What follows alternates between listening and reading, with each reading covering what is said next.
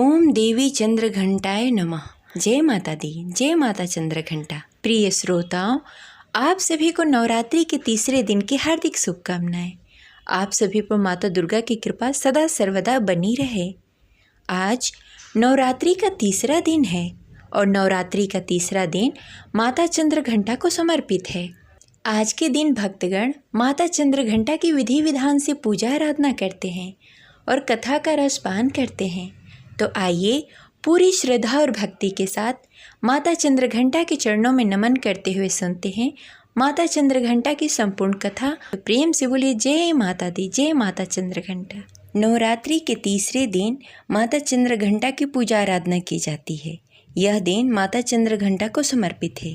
देवी माँ के माथे पर घंटे का आकार अर्धचंद्र सुशोभित है, इसीलिए उन्हें चंद्र घंटा के नाम से जाना जाता है। यह रूप माता दुर्गा के उग्र रूपों में से एक है।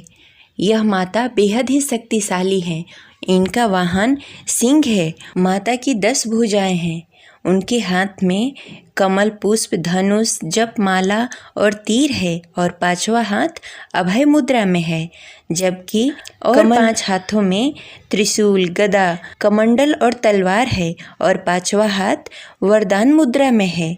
उनका स्वरूप भक्तों के लिए बड़ा ही कल्याणकारी है। यह सदैव अपने भक्तों की रक्षा करती हैं। इनके घंटे की ध्वनि के आगे बड़े बड़े शत्रु भी नहीं टिक पाते हैं।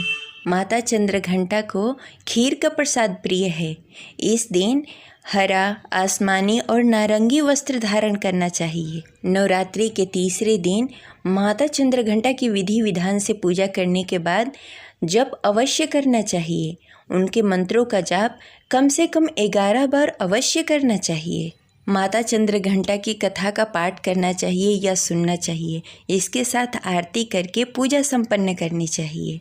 कहा जाता है कि माता दुर्गा के यह स्वरूप दैत्यों का अंत करने के लिए हुआ था। जब महिषासुर का आतंक बहुत बढ़ गया था, देवलोक में सभी लोग परेशान हो गए थे, तब सभी देवता मिलकर ब्रह्मा, विष्णु और महेश के शरण में गए। तब त्रिदेवों के क्रोध से जो ऊर्जा निकली, उसी से माता चंद्र घंटा का प्राकट्य हुआ था। सिंह पर सवार इन देवी का मुद्रा युद्ध के लिए उद्रित रहने की है। इनके घंटे से भयानक ध्वनि से अत्याचारी दानव, दैत्य और राक्षस कांपते रहते हैं। नवरात्रि में तीसरे दिन इन्हीं देवी की पूजा आराधना की जाती है। इन देवी की कृपा से साधक को अलौकिक वस्तुओं के दर्शन होते हैं, दिव्य सुगंधों का अनुभव होता है और कई तरह के ध्वनियाँ सुनाई देने लगती है। इन क्षणों में साधक को बहुत ही सावधान रहना चाहिए। इन देवी की आराधना से साधक में वीरता और निर्भयता के साथ ही सौम्यता और विनम्रता का विकास होता है।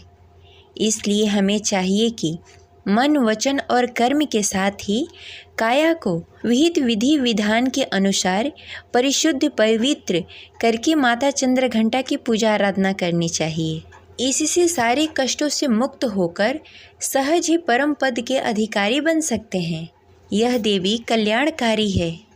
अब चलिए सुनते हैं माता चंद्र घंटा की कथा अंत तक अवश्य सुनिएगा और इस वीडियो को लाइक करके कमेंट बॉक्स में जय माता दी अवश्य लिखिएगा।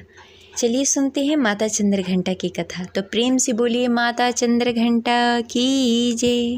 पौराणिक कथा के अनुसार जब दैत्यों का आतंक बढ़ने लगा तो माता दुर्गा ने माँ चंद्र घंटा का अवतार लिया। उस समय असुरों का स्वामी महिषासुर था, जिसका देवताओं से भयंकर युद्ध चल रहा था।